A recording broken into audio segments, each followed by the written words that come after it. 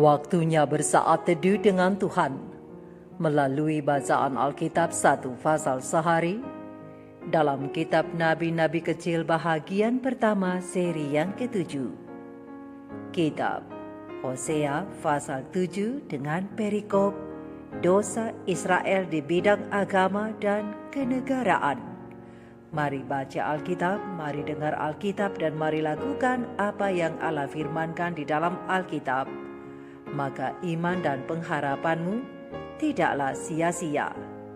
Tuhan Yesus Allah Putra, Alfa dan Omega, Tuhan atas hari Sabat, memberkati, dan Allah Roh Kudus akan menuntun untuk memahami. Salam kasih dan doa dari Rumah Produksi Endang Silitonga Tanjung Bible Audio Ministry. Mari memulainya dengan doa dalam hati.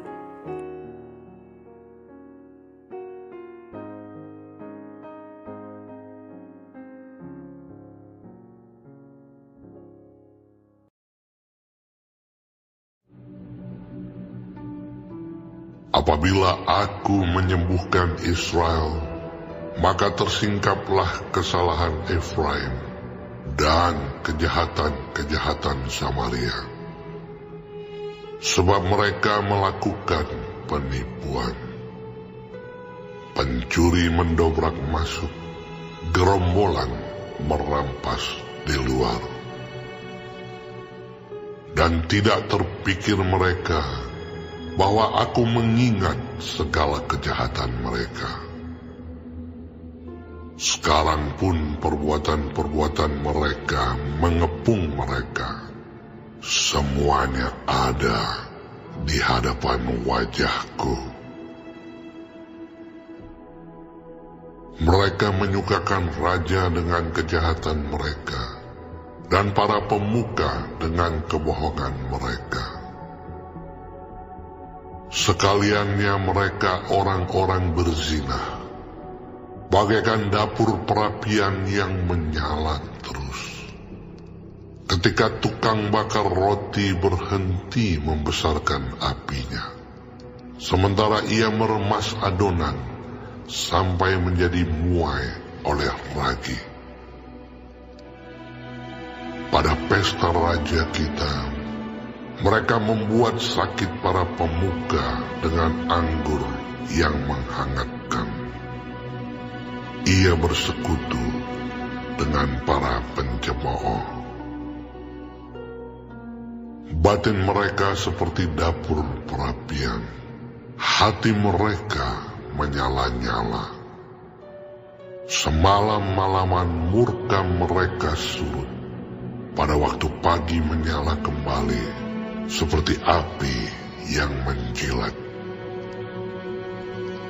Mereka semua sudah panas seperti dapur perapian, dan memakan habis para hakim mereka.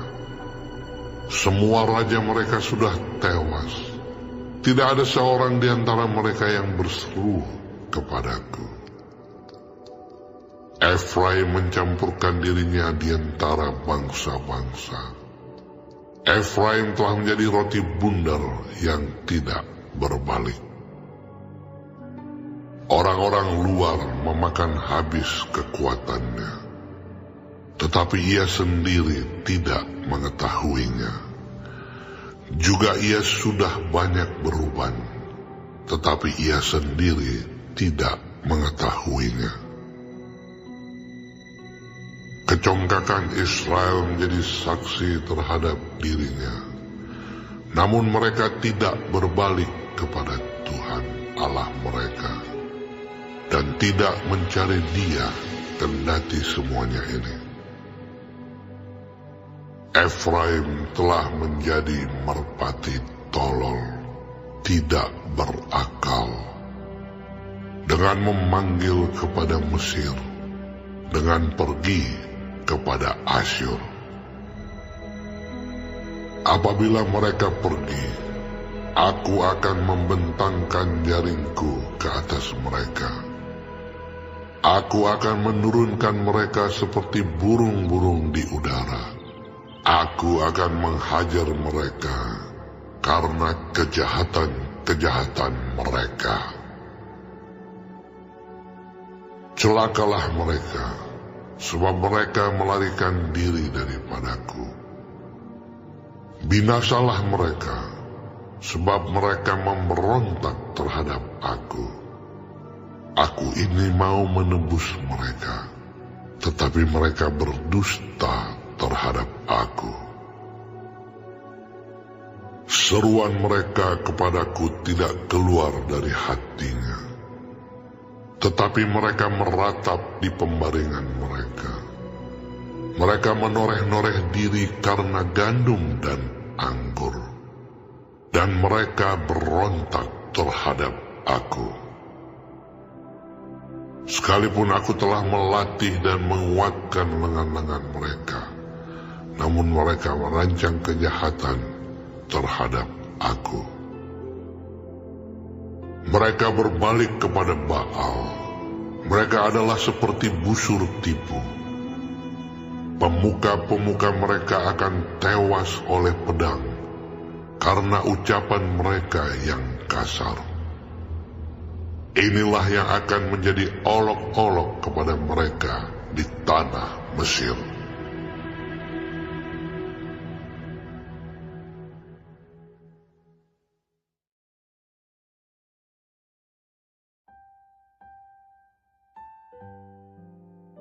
Kita telah menyelesaikan bacaan Alkitab 1 pasal sehari dalam kitab Hosea pasal 7.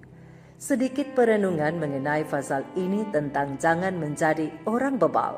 Berdasarkan ayat panduan perenungan terang besar Alkitab Hosea 7 ayat 8-11 dengan bunyi nas. Efraim mencampurkan dirinya di antara bangsa-bangsa. Efraim telah menjadi roti bundar yang tidak dibalik. Orang-orang luar memakan habis kekuatannya, tetapi ia sendiri tidak mengetahuinya. Juga ia sudah banyak beruban, tetapi ia sendiri tidak mengetahuinya.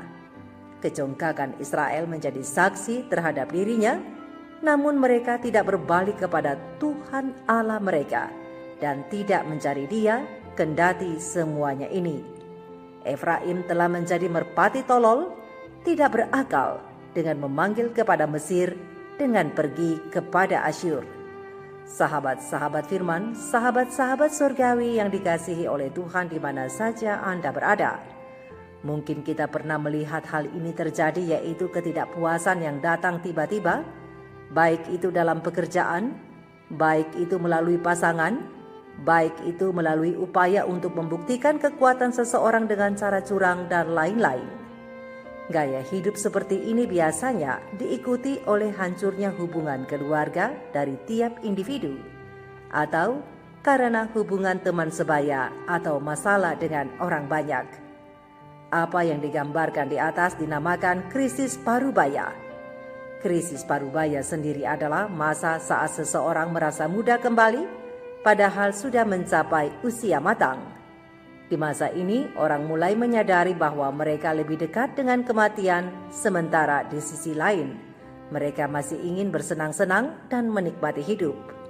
Dengan kata lain, parubaya adalah kondisi tidak stabil yang terjadi pada individu berusia menengah antara 40 sampai 50 tahun, yang ciri-cirinya ditandai dengan pengambilan keputusan yang tergesa-gesa, selalu merasa bosan, merasa seperti muda padahal sudah berumur banyak, dan lain-lain. Dan krisis ini bukanlah baru dimulai dari generasi kita atau bahkan dari masyarakat modern lainnya, tapi krisis ini sudah ada dan dialami oleh umat Tuhan zaman purba, yakni Israel. Mereka bosan dengan bentuk peribadatan yang benar sesuai ketentuan Tuhan, sehingga mereka mengambil keputusan yang gegabah dan menggebu-gebu untuk mengikuti pola penyembahan bangsa asing tanpa memikirkan akibatnya. Israel mengalami krisis parubaya, dan Hosea mencatatnya untuk menjadi peringatan bagi kita yang hidup di zaman akhir. Nabi Hosea menulis bahwa mereka sekalian adalah pesinah. Bahkan raja mereka menghidangkan anggur yang memabukkan di pestanya bagi para pemuka, dan raja itu bergabung dengan para pencemooh. Lihat kitab Hosea 7 ayat 4 dan 5. kelesuan rohani telah menyusup masuk seiring dengan penurunan sosial, sehingga firman Tuhan berkata bahwa orang asing telah menghabiskan kekuatannya dan ia tidak mengetahuinya. Selain itu, kepalanya sudah bertaburan dengan uban, tetapi ia tidak mengetahuinya. Lihat Hosea 7 ayat 9. Sahabat-sahabatku, sahabat-sahabat firman pena ilham ilahi roh nubuat para nabi dan raja, halaman 162 alinea pertama menjelaskan bahwa Nabi Hosea sering memberi kesaksian bahwa Efraim sebagai pemimpin kemurtadan di antara suku-suku Israel menjadi lambang bangsa yang murtad. Israel telah menolak yang baik, maka mereka diremukan oleh hukuman. Mereka tidak sanggup mengerti akan bahaya sebagai hasil perbuatan jahatnya. Dan akhirnya, ke-10 suku itu segera akan mengembara di antara bangsa-bangsa. Lihat kitab Hosea pasal 7 ayat yang ke-9, Hosea 8 ayat 3, Hosea 5 ayat 11, dan Hosea 9 ayat 17. Israel dan Efraim yang malang, penuh dengan uban, tapi semuanya mengenakan pakaian santai untuk keluar malam di kota tanpa pernah menyadari bahwa betapa berdosanya mereka dan sangat memalukan. Sampai Nabi Hosea harus menyampaikan pesan Tuhan bahwa tidak pernah terpikir oleh mereka bahwa Aku, kata Tuhan, mengingat semua dosa mereka. Sekarang perbuatan-perbuatan mereka mengepung mereka, dan semua yang mereka perbuat ada di hadapanku, kata Tuhan. Hosea 7 ayat 2. Sungguh mengesalkan bukan ketika harus berhadapan dengan orang yang tidak pernah mau mengindahkan teguran. Dan menghadapi orang seperti itu, bisa-bisa kesabaran akan habis sehingga amarah harus ditumpahkan. Dan kata yang tepat kepada orang yang tidak mau mendengarkan teguran adalah orang bebal. Dan itulah kata yang sangat tepat menggambarkan Israel dalam bacaan kita hari ini. Mereka diumpamakan seperti merpati bodoh dan tidak berakal. Lihat ayat yang ke-11. Mengapa? Kitab 2 Raja-Raja 15-17 menuliskan bahwa para raja Israel bekerja sama dengan bangsa-bangsa sekitarnya untuk menjaga stabilitas politik mereka. Contoh, Raja Menahem membayar upeti ke Asyur agar tidak diserang. Sedangkan Pekah, karena tidak mau membayar upeti, diserang sehingga kehilangan setengah kerajaannya. Dan Hosea bin Ela, raja terakhir kerajaan Israel Utara, semulanya takluk kepada Asyur, tetapi bergabung ke Mesir. Akhirnya Asyur menaklukkan kerajaan Israel seluruhnya. Sesungguhnya kebodohan mereka adalah tidak ada seorang di antara mereka yang berseru kepada Tuhan. Lihat ayat yang ke-7. Mereka congkak karena percaya pada pengertian sendiri. Lihat ayat yang ke-10 dan bandingkan dengan kitab Amsal 20 ayat 28. Padahal satu-satunya jalan keselamatan mereka adalah ada pada Allah. Namun gantinya mencari Allah dan berbalik kepadanya, mereka justru menjauh darinya. Mereka memberontak dan berdusta kepada Allah. Mereka benar-benar tidak memiliki pengetahuan. Mereka tidak tahu bahwa Allah mau menebus mereka. Mereka bahkan berdusta terhadap Allah. Dan alhasilnya mereka hancur dalam kebodohan mereka sendiri. Semua pemimpin agama dan politik mereka tewas karena ucapan mereka yang kasar. Dan karena kekalahan itu, mereka menjadi bahan olok-olok di Mesir. Dari pihak Allah, Dialah yang mengendalikan setiap peristiwa termasuk kekalahan Israel. Kehancuran ini adalah bentuk hukumannya atas ketidaksetiaan Israel terhadap perjanjiannya dengan Allah. Sekalipun Allah sudah menegur mereka, namun mereka tetap mengeraskan hati. Sahabat-sahabatku, apa yang terjadi pada Israel memberi kita pelajaran untuk tidak menjadi orang bebal. Mengandalkan apapun yang bukan Allah adalah kejahatan di mata Tuhan. Itu akan menghancurkan kita sebagaimana Israel dihancurkan. Oleh sebab itu, percayalah kepada Allah yang berdaulat melakukan segala sesuatu dan dengarkanlah setiap tegurannya. Ingatlah sahabat-sahabatku, sebahagian besar dari kita bahkan diri kita sendiri rambut kita telah mulai memutih, bahkan ada yang sudah putih semuanya. Biarlah di usia yang tidak lagi muda ini, kita mau lebih berserah diri kepada Tuhan dan mendengarkan akan nasihat firman-Nya, dan tidak menjadi seperti orang yang tidak sadar akan dirinya, sehingga berlaku yang tidak bijaksana dan akhirnya mendatangkan kerugian besar kepada diri kita sendiri. Usia parubaya adalah satu usia yang penuh dengan sensasi, usia yang meletup-letup seperti anak muda yang sedang mengalami pancaroba. Tetapi usia yang demikian, bila diserahkan kepada Allah, akan memberikan hikmat dan pertimbangan yang memimpin bukan saja kepada kematangan jasmani, tetapi rohani juga. Mari kita renungkan ini bersama. Tuhan Yesus memberkati. Maranatha. Shalom.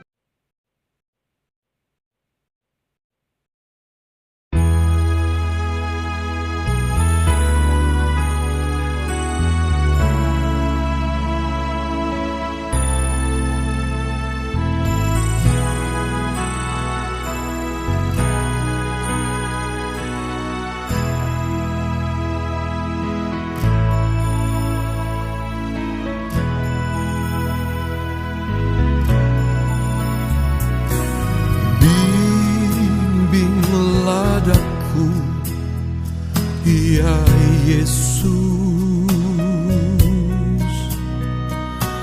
di sepanjang jalan hidupku,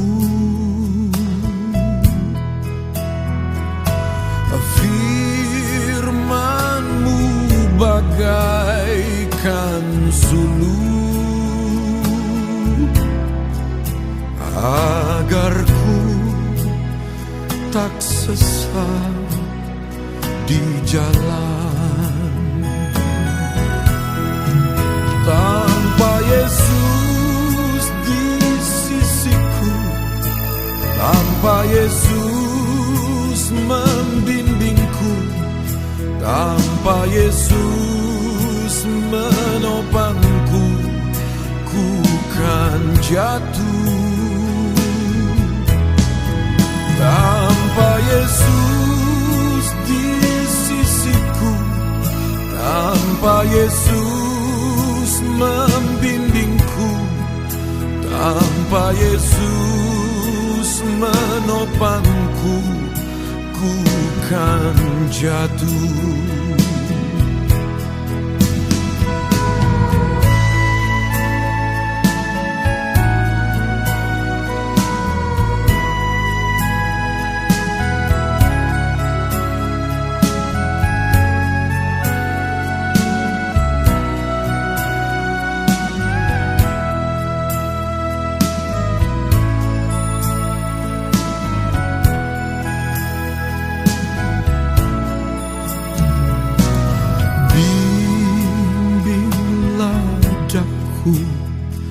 Ya Yesus,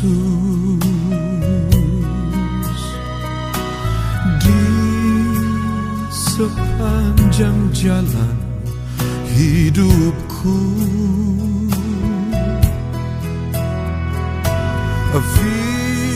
firman-Mu bagaikan suluh, agar tak sesat di jalan. Tanpa Yesus di sisiku, tanpa Yesus membimbingku, tanpa Yesus menopangku, ku kan jatuh. Tanpa Yesus di sisiku, tanpa Yesus membimbingku, tanpa Yesus menopangku, ku kan jatuh. Tanpa Yesus di sisiku, tanpa Yesus membimbingku, Tanpa Yesus menopangku, ku kan jatuh.